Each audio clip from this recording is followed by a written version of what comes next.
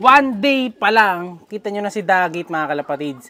Magaling na kagad ang mata niya. Fast recovery talaga. Siya si Idol Madla, nakakahanga, may mga hawak, gandang linyada. Ika'y inspirasyon kung bakit hanggang ngayon ako'y palaging kumakarera. So binigyan lang natin yan kahapon. Nung umuwi siya galing sa kanyang third training sa Tarlac. Ngayon, ito, ayun yung mata niya. Wala nang talukap. So, yung dati, na talukap niya sa mata, makapal-kapal, mabilog, di ba? O, ngayon, tingnan niyo yung mata, oh. Wala na, hindi na namamaga. So, ayan yung comparison, mga kalapatids. Yan. So, yung ngayon, saka yung kahapon. So, 1 day lang, magaling na. Pero bibigyan pa ulit natin to bukas, syempre. Kailangan tuloy-tuloy kasi babalik lang, eh. No, mga ilang araw pa na bigayan. Hanggang ano siguro, Sabado. Kasi ano pa lang naman ngayon, Huwebes. Ay, anong araw ba ngayon? Tama, Huwebes.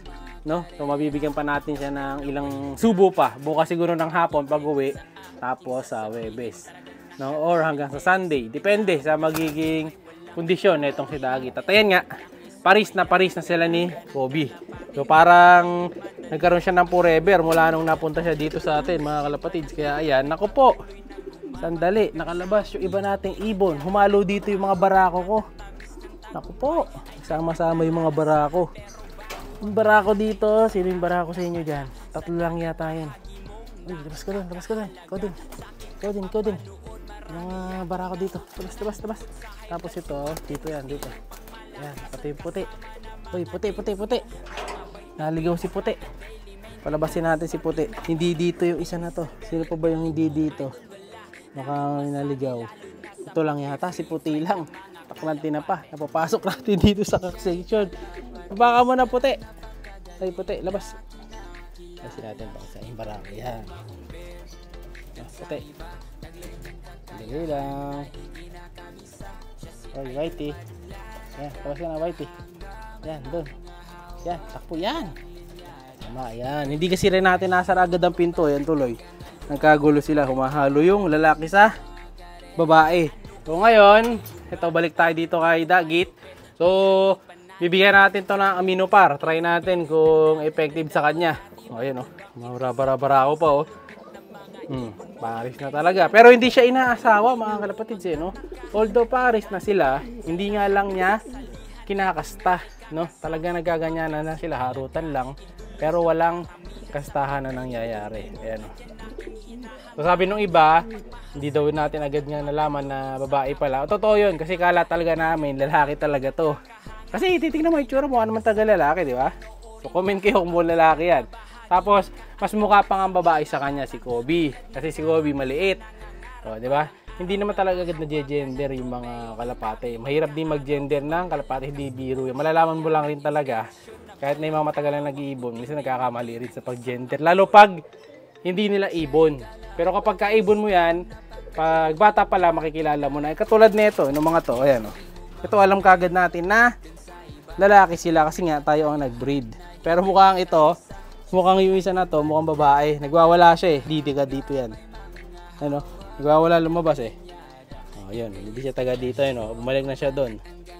O, ngayon, check na lang natin kung tama ang ulan natin dyan. Alam ko 3 lang to eh. Di ba sa video natin nakaraan 3 lang to?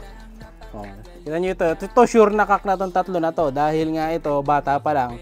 Nakita na natin, kumbaga, nung bata pa lang silang bumarako na, nakilala na natin kagad sino yung mga barako. Bata pa lang yung mga yan, kaya lang hindi pa sila talaga nagbuburo-buro ko to, no? So, tamang ano lang sila, medyo siga-siga, buburo ko to pagka sa labas, pero pag may iba kasamang babae, hindi pa gano. Ayun, hindi naman buburo to. Ayan, ganyan pa lang. So, kasi nga mga YB pa, pero sure tayo na kaking 3 na yan. Pero dito, alangan talaga tayo kay Dagit. Ayan, oh. Baka nga matapang lang, territorial. Kaya lang, buwabara-bara ako. Yan. Pero hindi kasi sila nagpapatungan eh. Hindi natin masigurado din. Oh, pero mabait naman. Oh, handa na yan para sa next toss. So siguro mas bibili siya ngayon kasi nung nakarang kulelat si Dagit eh. Baka bumilis-bilis siyang bagya.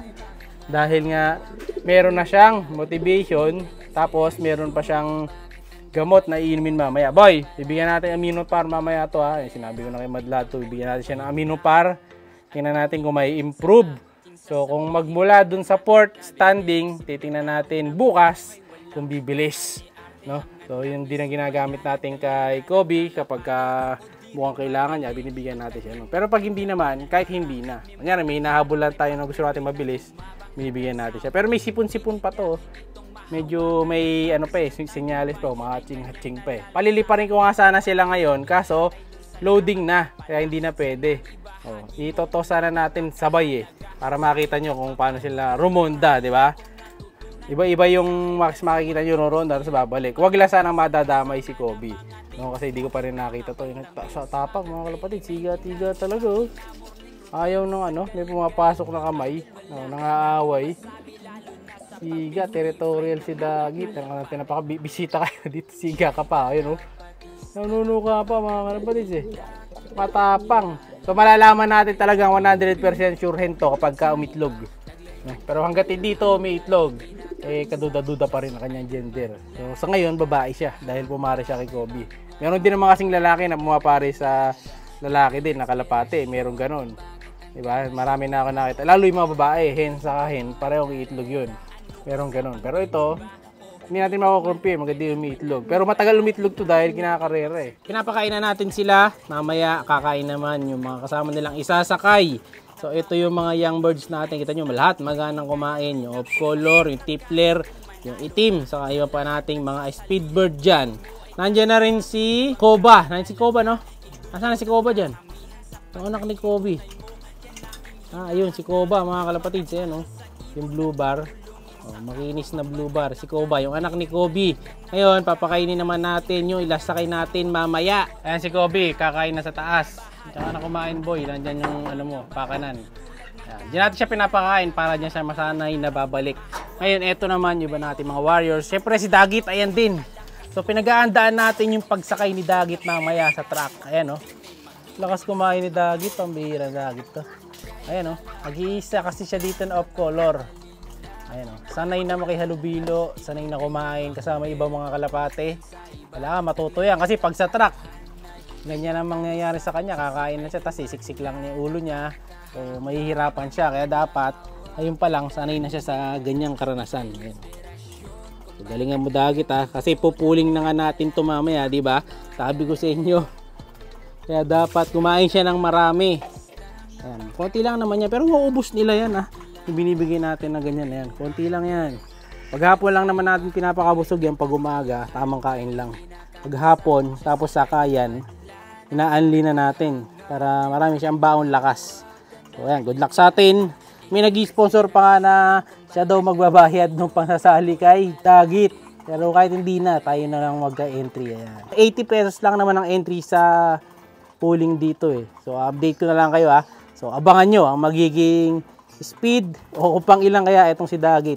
Pambirang Dagit to, siga po . Naaway pa yung mga kasama. So, alam na dis comment lang para may 100 Gcash na matanggap. Saka give bird, like, share, subscribe. Ingat! Siya'y kalapatistang napakagaling na kinakilala.